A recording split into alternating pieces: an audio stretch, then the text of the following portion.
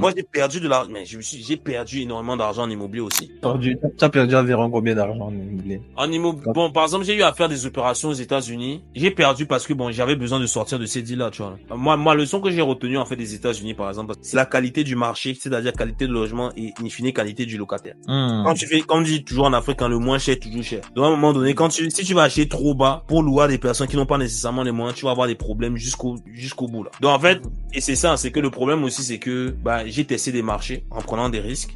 Et bon, là, le bon côté de ça, c'est qu'en testant les marchés, j'ai bien évidemment diversifié le portefeuille d'investissement. J'ai testé les États-Unis et j'ai vu que les États-Unis, c'est pas que ça ne marche pas, c'est juste que moi j'ai mal ordonnancé le tir en fait. C'est-à-dire que je suis allé dans un marché où littéralement le locataire c'était des pauvres. Donc, la moindre crise économique ou récession, c'est les premiers à ne pas te payer, tu vois.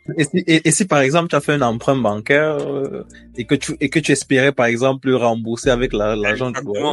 Mais là c'est fini, là c'est fini. Heureusement que c'est pas un emprunt bancaire, c'était un fonds propre. Donc, ça veut dire que pour sortir de là, je te donne un exemple, on a investi peut-être, je donne un exemple, l'équivalent de 500 000 $ upfront, donc cash, et on est sorti de là, on a repris l'argent, on a repris le capital, peut-être on a laissé 100 000 $ de plume, tu vois.